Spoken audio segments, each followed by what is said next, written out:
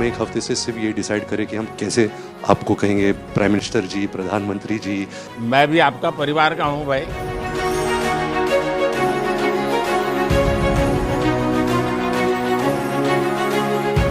Wait करी थी जब आपको मिलेगी 10 साल से बनाया करेंगे। 10 साल जी 10 साल पहले इन्वेस्टमेंट करना था भाई।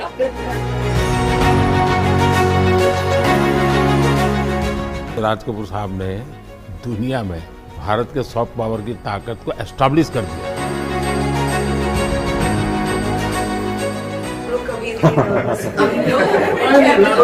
आपको कैमरा सामने नहीं होता करना। फोटो तो रैली होता होगा। बहुत कम वस्तुओं में बचे थे फैमिली में, तो ये 10 या 12 वस्तुओं में से एक है, तो आपको पेश करना चाहते हैं हम। यहाँ जो पीएम म्यूजियम बना है उसमें रखा हूँ। आदरणीय प्रधानमंत्री श्री नरेंद्र मोदी जी। कट।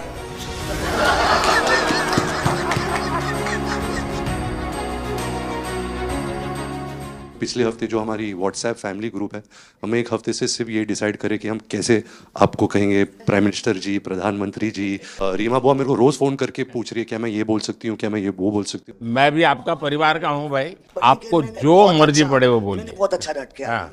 आदरणीय प्रधानमंत्री श्री नरेंद्र मोदी जी। कट।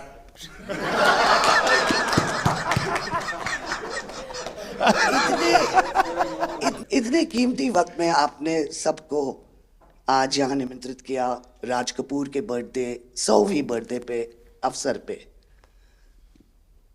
हम आपका शुक्रिया अदा करते हैं। और पापा की पिक्चर के गाने की 2 लाइन याद आ गई।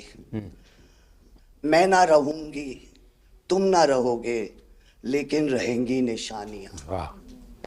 आपने इतना सम्मान प्यार दिया है, आज के दिन को सारी इंडिया देखेगी कि नरेंद्र मोदी जी प्राइम मिनिस्टर हमारे ने कितना सम्मान कपूर परिवार को दिया है। राज कपूर साहब ऊपर का से बहुत बड़ा योगदान है जी। आपका स्वागत करने का अवसर मिला और राज साहब का 100वां जन्मदिन यानी हिंदुस्तान की फिल्म इंडस्ट्री की स्वर्णिम यात्रा का वो कालखंड है जी। अब 1947 नीलकमल, अब 2047 को हम जा रहे हैं। 100 साल की एक प्रकार से जब यात्रा बनेगी तो कितना बड़ा देश को कंट्रीब्यूशन है। आजकल हमारे यहाँ डिप्लोमेटिक वर्ल्ड में सॉफ्ट पावर इसकी बहुत चर्चा होती है कि भाई जिस जमाने में सॉफ्ट पावर शब्द का जन्म नहीं हुआ होगा, शायद राज कपूर साहब ने दुनिया में भारत के सॉफ्ट पावर की ताकत को एस्टैब्लिश कर दिया था। यानी एक बहुत बड़ी भारत को उनकी सेवा थी। रणबीर के साथ हुआ है, वो गाड़ी में बैठा था और एक रशियन टैक्सी ड्राइवर था और उसने बोला कि are you from India? Oh, and he was singing a song, I am Raj Kapoor's grandson. से बेटा मैंने कहा था कि मैं उनका पोता हूं, तो हमेशा मुझे फ्री टैक्सी फ्री हो जाती है। एक काम हो सकता है क्या, खास करके सेंट्रल एशिया, कोई ऐसी फिल्म बने जो वहाँ के लोगों के दिल दिमाग पर राज साहब आज इतने सालों के बाद भी, यानी आज भी उनका पूरा कंट्रोल है। मैं बताता हूँ, आज छोटे बच्चों को भी सिखाते गाने। हाँ, यानी उनके जीवन में प्रभाव है। मुझे लगता है कि सेंट्रल एशिया में बहुत बड़ी ताकत है जी।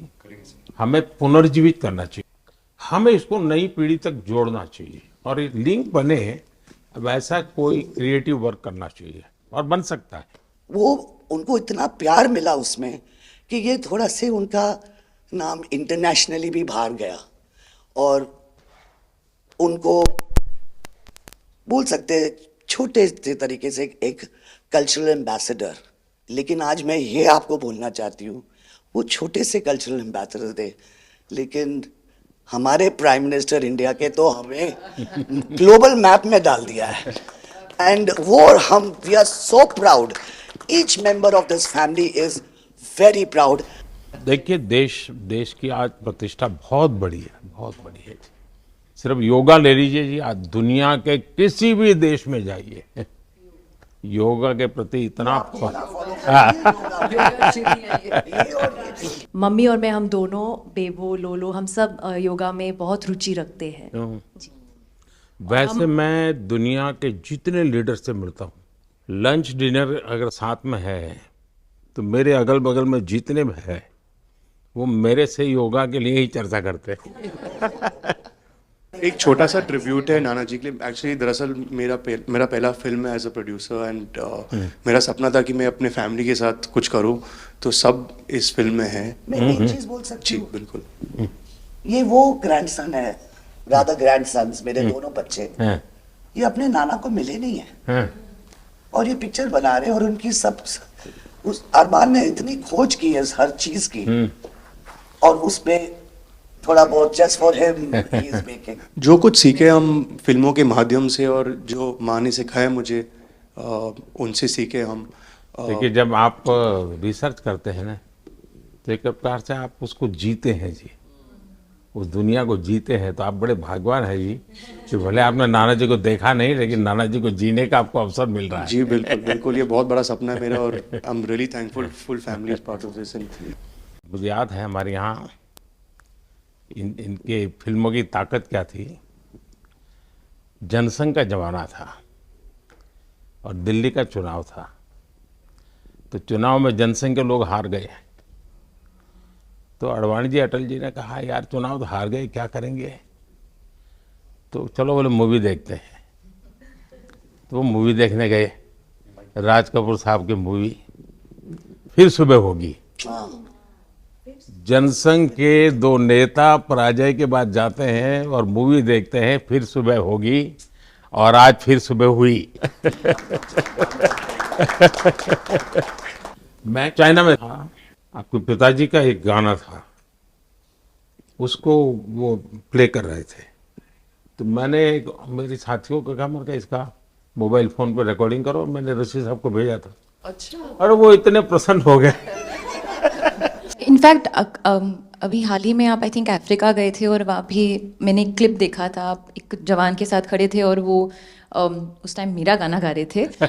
समझा आप, पर मैंने वो क्लिप देखा था और काफ़ी लोगों ने मुझे भेजा था और सब लोग बहुत खुश हो गए। बट एक चीज़ मैं कहना चाहूँगी, गाना जो है जो दुनिया को यूनाइट करता है, स्पेशली जो हिंदी गाने होते हैं, मतलब लोग गाते ही रहते हैं, शायद शब्द उनको समझ में ना आए। और ये मैंने काफ़ी देखा जब हम ट्रैवल करते हैं, खास करके of course with Raj Kapoor songs, but even now I think एक जो एक स्पेशल फीलिंग और एक सेंटिमेंट होता है हमारे गानों में, सब लोग बहुत इंस्टेंटली कनेक्ट करते हैं। और उसी के साथ एक क्वेश्चन था आपके लिए, क्या आप गाने सुन पाते हैं? मैं सुन पाता हूँ, क्योंकि मुझे अच्छा लगता है। कभी मौका मिल जाए तो मैं जरूर सुन लेता हूँ। आप पहले प्रधानमंत्री हैं जिससे मैं मिला हूँ, और आपने आंखों में आंख लगा के इतने मतलब पर्सनली हमसे मिले हैं, और 2 बार मिले हैं। आप में इतनी अच्छी एनर्जी है और आप इतनी मेहनत करते हैं, और आप जो करते हैं मैं आपको कंग्रेचुलेट करना चाहूँगा। और thank you for opening your doors, और हम सबसे मिलने के लिए और इतने एक्सेसिबल होने के लिए, तो बहुत खुश हूँ। मैं आपके पिताजी को मिला हूँ, और मैं सोच रहा था कि आज मुझे 3 पीढ़ी को मिलने का मौका मिलेगा, लेकिन आप लाए नहीं तीसरी पीढ़ी को। They all big actors. We are not in the creative field. My children are trying level best. That we would be invited by the Prime Minister. मतलब पापा थैंक यू। 13, 14 और 15 दिसंबर को हम राज कपूर का एक रेट्रोस्पेक्टिव कर रहे हैं। गवर्नमेंट ऑफ इंडिया, NFDC और NFAI ने हमारी बहुत मदद की। हमने उनकी 10 फिल्म लेके उनको रिस्टोर किया है, ऑडियो और विजुअल। तो हम पूरे हिंदुस्तान में कुछ 160 थिएटर्स में 40 सिटीज़, अराउंड 40 सिटीज़ उनकी फिल्में दिखा रहे हैं। तो 13 तारीख को हमारा प्रीमियर है, जो हम मुंबई में करें। पूरी फिल्म इंडस्ट्री को हमने बुलाया है। Thank you. जय गणेश।